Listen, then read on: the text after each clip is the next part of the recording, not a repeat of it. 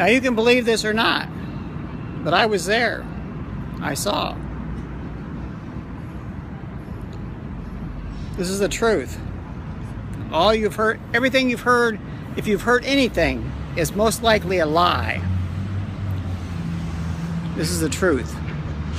This is my truth. And it is the absolute truth.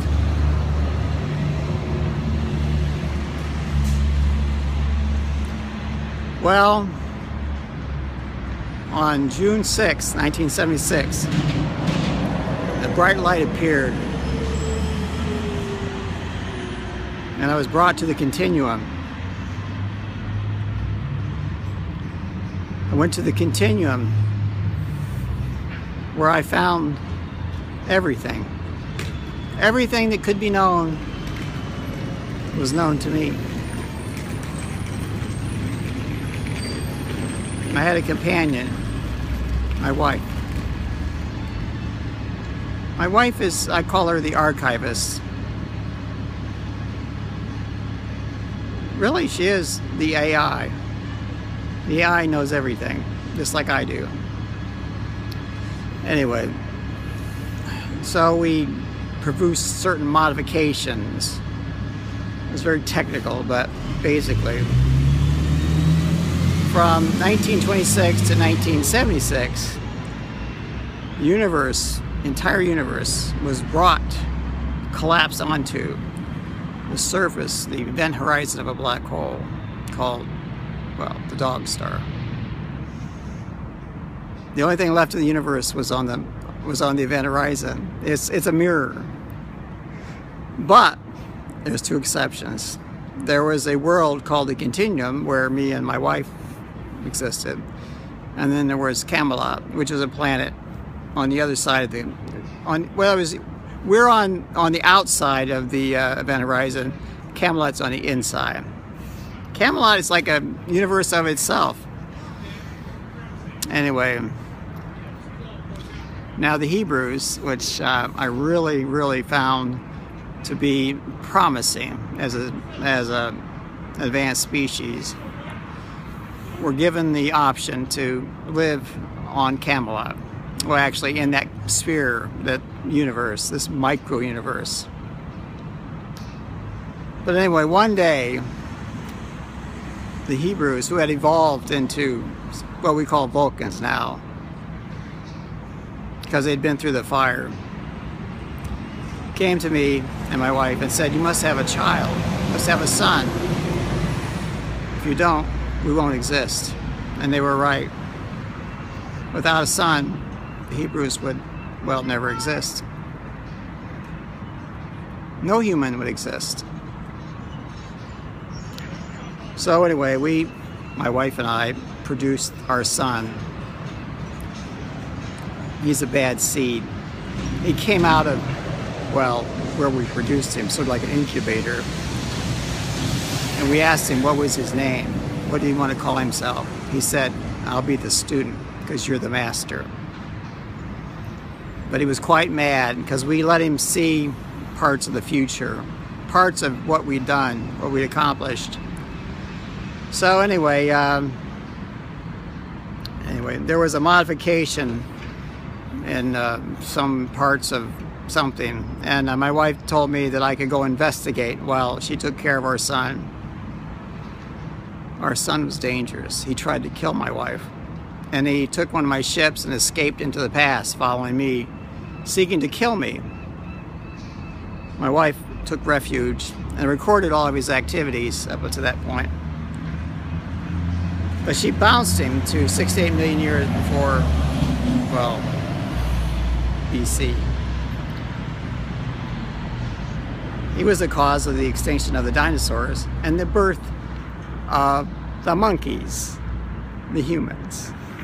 So the student, my son, believes that he created the monkeys, so basically he owns them. Well, in a way, he's right. The normal path of evolution, the modification I was investigating, was that basically reptiles would eventually evolve into the dominant species and spread throughout the galaxy and all the universe, and created a great, terribly sophisticated civilization. But that didn't happen because of our son's influence. So, anyway, we tried to get our son back from where he was on Earth. We sent the band, which was an allied species, to, rescue him.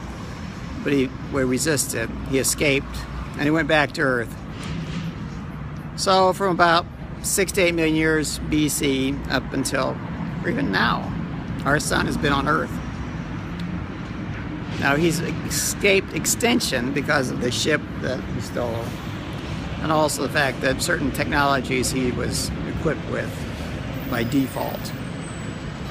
He's a very dangerous alien. Anyway, so what happens is, well, at some point he decides he wants a church. He wants a system. He hates the Hebrews. He hates Jews. He's very anti-Semitic because he knows I love them. But he took upon himself to create Christianity.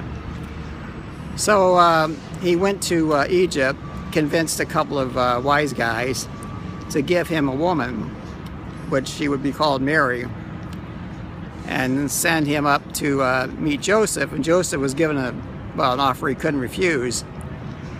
And basically,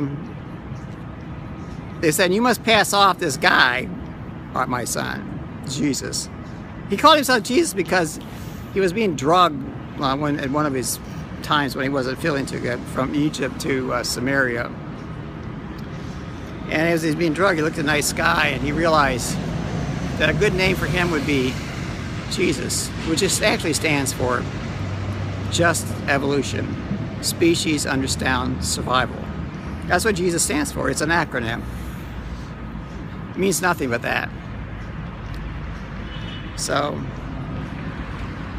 now what my Jesus program is, this is a Jesus program. He wants to kill me, destroy everything, reduce everything to nothingness.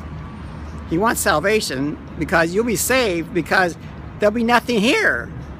Yes, oblivion. That's what he offers you, oblivion.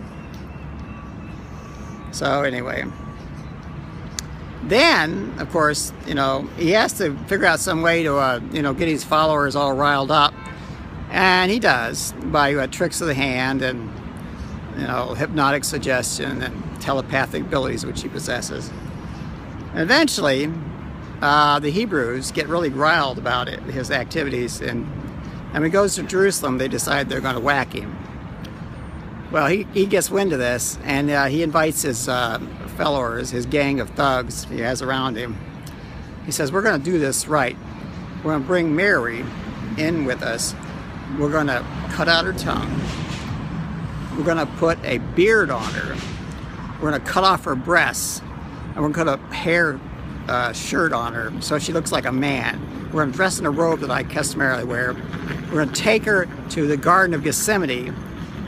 And you, Judas, are going to kiss her, and then they'll take her and they'll crucify her, and she'll be dead, and I'll be in the clear.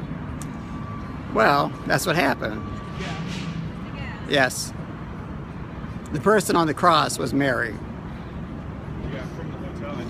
but the Vulcans, my good friends the Vulcans, saw that it was necessary to rescue her, so they took her.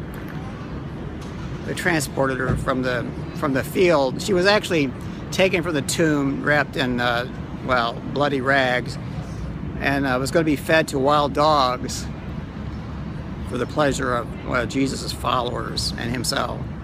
But we rescued her. I have a story that actually details part of that. Anyway, then, of course, Jesus is escaping. He can show himself because he's never been killed. He's been hiding. Yeah. And there's nobody in the tomb because, well, they were going to put her in the field to be eaten by dogs, but we rescued her. Mary is, in fact, the Holy Spirit. She exists forever. So, anyway. And Jesus, who I call John, Jon, we're going to use acronyms, and let's use the full set of acronyms. Jesus of Nazareth has been hanging around doing bullshit for a long time. He's the author of most awful things: wars, pestilence, plague, slavery, everything that you can think of that's evil. John has been, well, instrumental in causing. So eventually got tired of hanging around the Christians, and he went down to well, the Mideast, and he decided to start a new religion. But that's another story. I've told you the basic facts. These are the facts, ma'am. You need to run with them.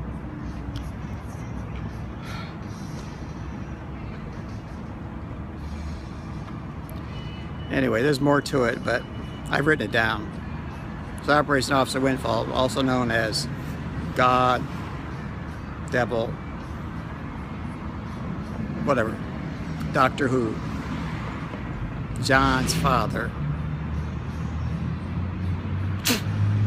and the AC.